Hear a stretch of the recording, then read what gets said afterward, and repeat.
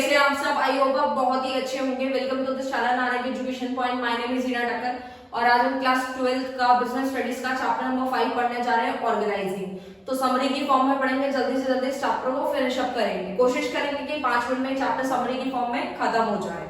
तो चलो स्टार्ट करते हैं। सबसे पहले एक रिवीजन लेंगे हम। पिछला हमने क्या पढ़ा था? देखो, मैनेजमेंट के 5 फंक्शन होते हैं। पोस्ट, डीसी, पी मतलब प्लानिंग, ओ मतलब ऑर्गेनाइजिंग, स्टाफिंग, डायरेक्टिंग, कंट्रोलिंग। इनके अलग अलग चैप्टर्स है। प्लानिंग हम लोग पढ़ चुके हैं, अब हम पढ़ने जा रहे हैं ऑर्गेनाइजिंग। ऑर्गेनाइजिंग हमारे को बेसिकली क्या बताता है कि ऐसी चीज मतलब चीजों को जो हमने प्लान किया उसके बाद हम क्या करेंगे, चीजों को इस तरीके से ऑर्गेनाइज करेंगे ताकि हमारा जो रिसोर्सेज है फुल्ली यूटिलाइज हो पाए, और इस तरीके से लगाएंगे ताकि हम ऐसे डिपार्टमेंट, जैसे अलग अलग डिपार्टमेंट्स होते हैं। डिपार्टमेंट कौन कौन से होते हैं हमारे? जैसे सेल्स डिपार्टमेंट, परचेज डिपार्टमेंट और एचआर डिपार्टमेंट, फाइनेंस, तो अलग अलग डिपार्टमेंट्स होते हैं जो मैंने यहाँ बना के रखा। तो उनको उसी अकॉर्डिंग मतलब बेसिकली काम का बंटवारा करेंगे ताकि काम इजी हो और वो जो पर्सन है वो उस काम में स्पेशलाइज हो। ओके, तो चलो स्टार्ट करते हैं। फिर ऑर्गेनाइजिंग प्रोसेस क्या है? टोटल 4 है। वैसे इसको याद रखने की ट्रिक क्या है? आइडिया। आइडिया से आप याद रखेंगे बस। यहाँ पे ए जो है ना, आइडिया में वैसे ई पहले आता है, ए बाद में आता है, लेकिन इस फॉर्मूले के अकॉर्डिंग ए पहले आएगा, ई बाद में आएगा। ठीक है, बस इतनी सी चीज याद रखनी है। आइडिया से याद रखना, याद रहेगा। तो ऑर्गेनाइजिंग का जो प्रोसेस है, सबसे पहले बोलता है identification and division of work, यानी काम को पहले आइडेंटिफाई करो, चीजों को पहले आइडेंटिफाई करो, उसके बाद डिवीजन ऑफ वर्क, काम को बांटो। ये तो हमने चैप्टर 2 में भी पढ़ा था, ठीक है ना। प्रिंसिपल ऑफ मैनेजमेंट में हमें समझाया गया था कि काम को बांटना बहुत ज्यादा जरूरी है। इससे क्या होता है कि उस पर्सन को धीरे धीरे जो है वो काम में एक्सपर्ट होता है, स्पेशलाइज होता है, उसे टाइम कम लगता है और रिसोर्सेज भी वेस्ट नहीं होती हैं। तो यही हमारी ऑर्गेनाइजिंग का प्रोसेस है, पहला। दूसरा क्या है? डिपार्टमेंटलाइजेशन। देखो, डिपार्टमेंटलाइजेशन नाम से ही क्लियर है, इसमें डिपार्टमेंट्स बनेंगे। जो मैंने आपको भी बताया, डिपार्टमेंट 2 तरीके से बनते हैं। एक तो फंक्शनल डिपार्टमेंट होता है, सेकंड वन इज डिविजनल। पहला कौन सा होता है? फंक्शनल। दूसरा होता है divisional.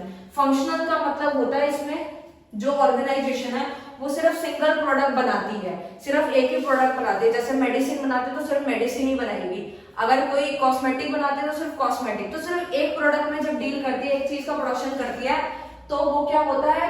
Functional department. Divisional department क्या होता है? तो डिविजनल में क्या होता है, जब ऑर्गेनाइजेशन एक से ज्यादा प्रोडक्ट बनाती है, जैसे कि कॉस्मेटिक हो गया, मेडिसिन हो गया, टेक्सटाइल हो गया, अलग अलग प्रोडक्ट जब बनाती है तो उनके अलग अलग डिपार्टमेंट्स होते हैं, तो उसे हम क्या बोलते हैं?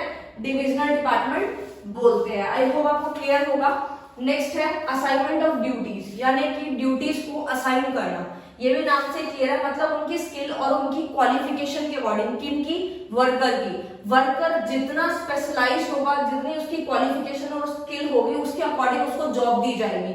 ये नहीं है कि उसको मतलब उसने 8th पास करी नहीं है, मतलब 8th भी वो पास नहीं है और सीधा उसको बोले नहीं तुम आ जाओ मेरी कंपनी में, ऑर्गेनाइजेशन में अकाउंटेंट बन के बैठ जाओ। तो ऐसा नहीं होता। जो उसकी स्किल है, जो उसकी क्वालिफिकेशन है, उसके अकॉर्डिंग उसको जॉब दी जाएगी। Number 4 is establishing reporting relationship. इसमें क्या होता है? ये बहुत सिंपल सा, इसका मतलब है सुपीरियर टू सबऑर्डिनेट, यानी कि इसमें बताया जाएगा कि कौन किसको काम देगा, कौन किसका सुपीरियर है, कौन किसका सबऑर्डिनेट है, कौन किससे डील करेगा। ये सारी चीजों का क्लैरिफिकेशन किसमें बताया जाता है? रिपोर्टिंग रिलेशनशिप के अंदर बताया जाता है। आई होप आपको क्लियर होगा। नेक्स्ट चलते हैं importance of organizing. Very very important question, importance काफी बार पूछा जाता है और इंपॉर्टेंस को याद ऑफ ऑर्गेनाइजिंग, इसको याद रखने की मैंने ट्रिक बनाई है, सैकरोड।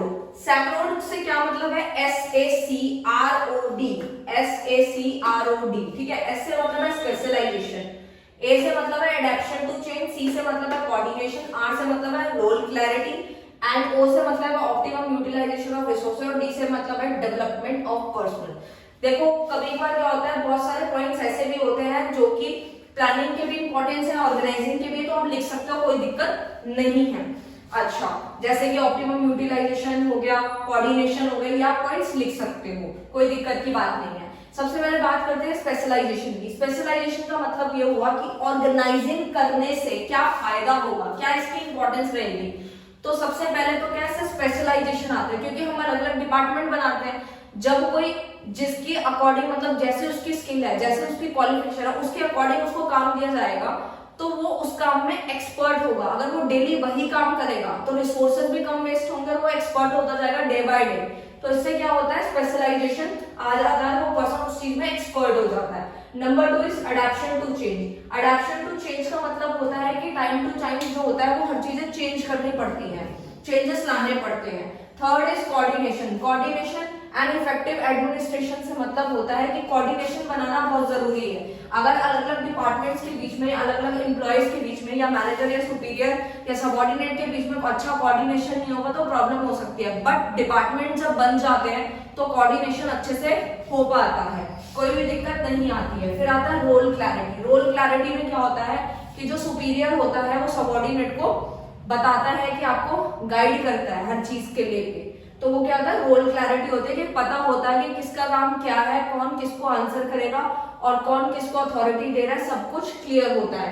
Next one is optimum utilization of resources. इसमें क्या होता है, ये पॉइंट्स आप हर जगह लिख सकते हैं क्योंकि हमने फर्स्ट चैप्टर से पढ़ते आ रहे हैं कि हमें अपने रिसोर्सेज को वेस्ट नहीं करना होता, और ऑर्गेनाइजिंग कराई इसलिए जाती है ताकि हमारे जो रिसोर्सेज हैं वो बिल्कुल अच्छे से यूटिलाइज हो पाए।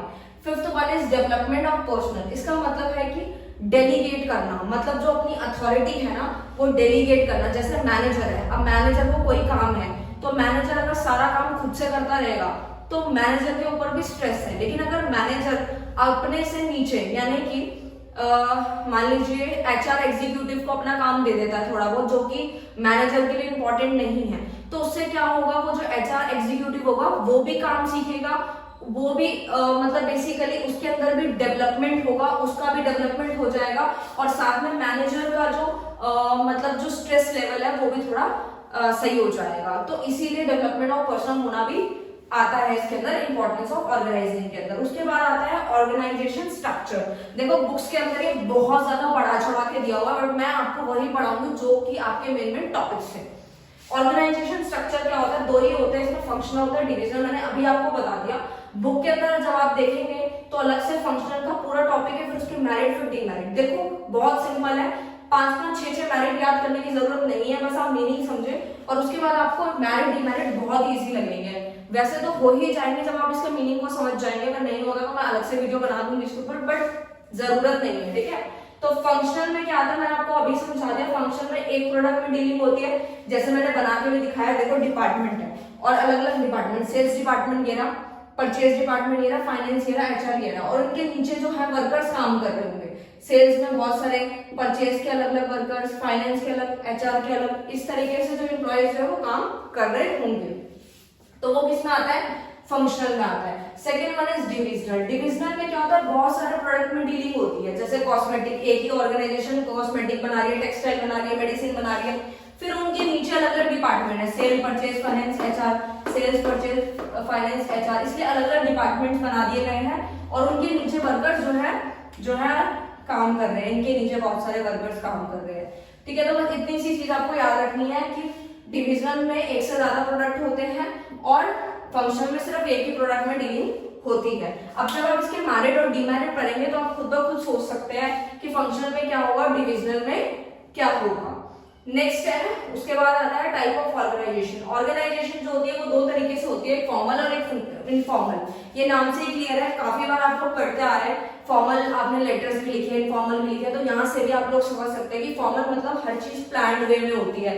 अपनी ऑर्गेनाइजेशन के गोल्स को लेके हर कोई प्रॉपर प्लान तरीके से, हर कोई फालतू कोई बात नहीं होती है, एक प्रॉपर चेन चलती रहती है, स्केलर चेन जिसे कह सकते हैं। तो वो क्या होता है, फॉर्मल ऑर्गेनाइजेशन। इनफॉर्मल में क्या होता है, बिना किसी प्लानिंग के चीजें चल रही होती है। जैसे कि आप देखते होंगे कि हम ऑफिस जाते हैं तो वहां पे हमारे फ्रेंड्स बन जाते हैं बहुत सारे, तो वो क्या है, एक इनफॉर्मल ऑर्गेनाइजेशन में काउंट होता है कि हम, हमारा ऑफिस से लिंक बना तो है बट हम लोग कैसे भी करके बातचीत कर लेते हैं, मैसेज करके, या जब मर्जी जब किया मैसेज किया, कॉल कर लिया, जब मर्जी घूम लिए फिर लिए, तो वो सारी चीजें इनफॉर्मल के अंदर काउंट होती है। और फॉर्मल में क्या होता है, हर चीज प्लान्ड वे में होती है, हर चीज प्लानिंग के अकॉर्डिंग होती है, पूरी चेन के अकॉर्डिंग होती है, सेल्फ रिस्पेक्ट, हर एक चीज इसके अंदर देखी जाती है। नेक्स्ट आता है डेलीगेशन। डेलीगेशन वाले टॉपिक में बताया गया कि डेलीगेशन होता क्या है। देखो डेलीगेशन का सिंपल सा मतलब है कि जो सुपीरियर होता है वो अपने सबऑर्डिनेट, अपने से नीचे वाले को जो है